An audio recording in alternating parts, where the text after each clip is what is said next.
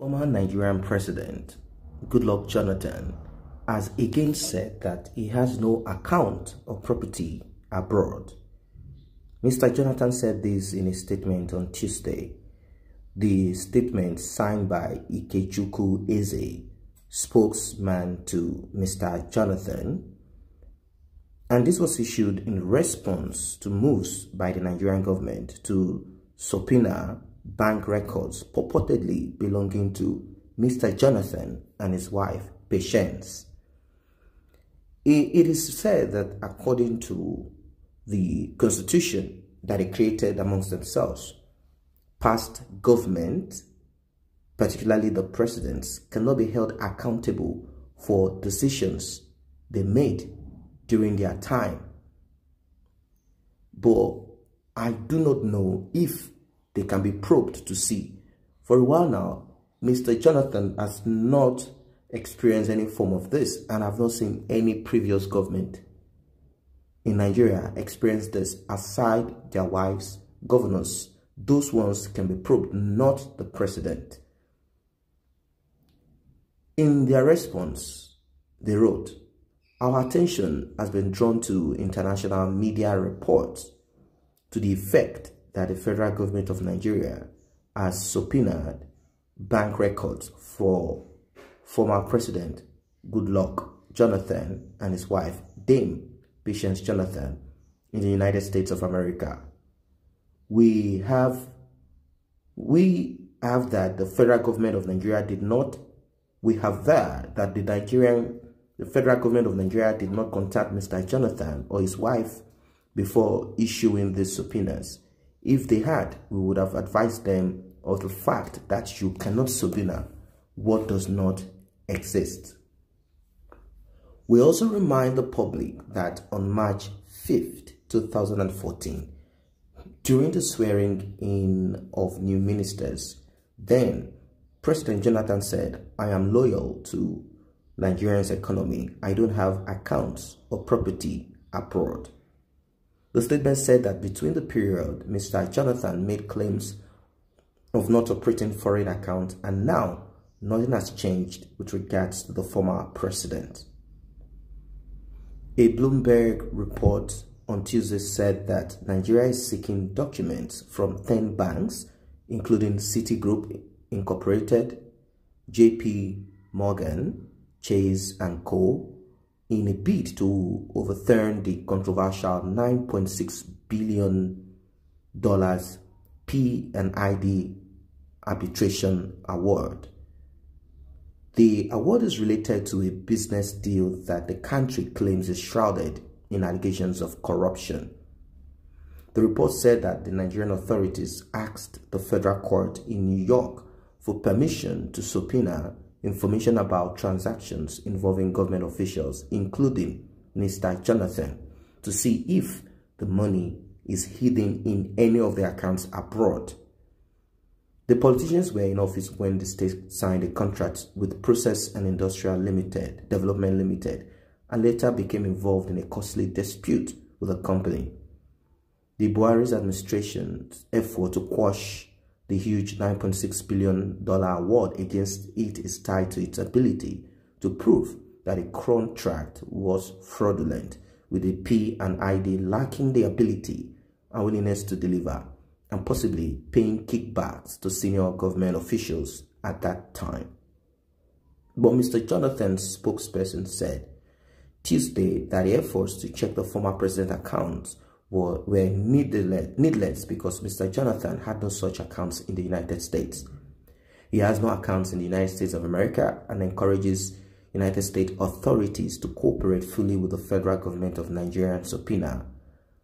The statement said, "We would also like to state that during his tenure as president of Nigeria, Dr. Goodluck Jonathan extended every courtesy to former presidents and heads of states because he believed and still believes that promoting, projecting and protecting Nigerian sovereignty and image is the paramount duty of our government, because it is not possible to belittle Nigerians without belittling Nigeria." And this simply means that I did not probe dictators that came in form of generals. I did not probe dictators that took away the regalia of military failures and all of those and decided to act like they are democratic. I did not probe many of you, and now you want to do this. And I'm talking about belittling Nigerians. These people, Jonathan, previous administration and all of them, they've belittled Nigerians. In fact, there is no other words to qualify what they've done till date, and they are still doing. So they are the Nigerians. You are not a Nigerian. You are just part of the masses that are trapped in that contraption. So they said, finally, we state that the signing of the P&ID contracts preceded the Jonathan's administration, and that the government gave appropriate counsel to the incoming government in the handover notes of 2015, which advice, if carried out, would have prevented the current unfortunate circumstances. Mr. Jonathan governed Nigeria as president between 2010 down to 2015, when he lost his re-election bid to Muhammadu Buhari of then opposition All Progressive Congress, APC, in 2015. And the story that was sold out to them is the story of integrity. And right now, it seems a lot of people, their eyes are wide open. They've come to realize that what is happening right now is a selective fight against corruption, not necessarily an all-out fight against corruption.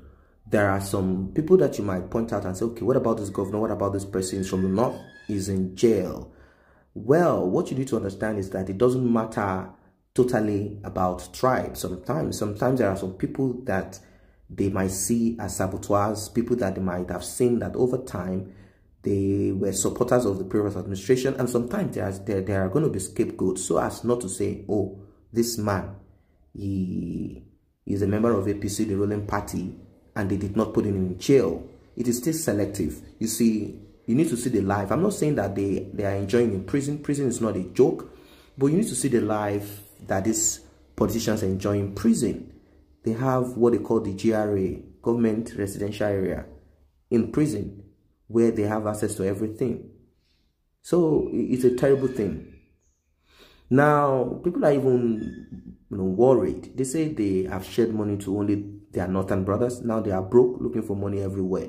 With all the money stolen and looted, including all the borrowing and begging up and down like beggars, they have achieved absolutely nothing.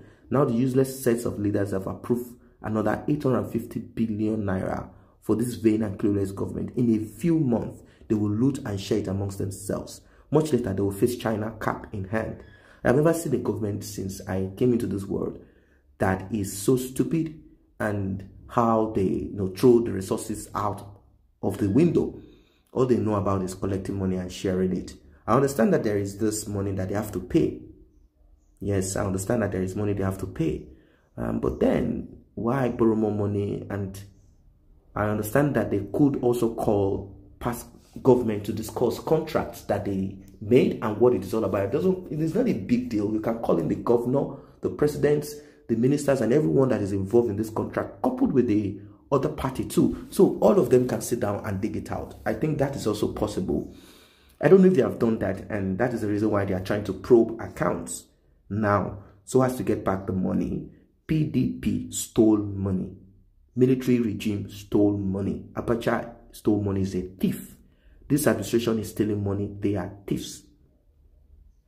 If you see how, Chad dealt decisively with Boko Haram, and you saw the videos of how they did it, in fact, they broke into their stronghold, seized their guns, ammunition, bombs, and everything, and the Nigerian government cannot. And they claim that the reason why they cannot is because Goodluck Jonathan's administration, earmarked a certain amount of money that they stole amongst themselves, which is true. But did Chad government get these billions of dollars to do what they did? No, it's all about the will. Previous administration, they are not good. Present administration, they are not good. They are all thieves. They are all thieves.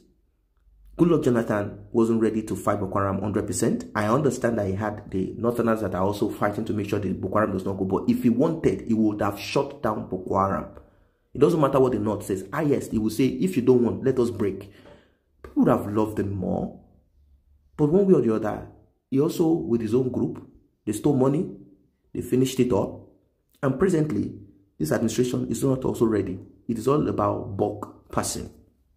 So I don't know what you guys think about this, Goodluck Jonathan being asked.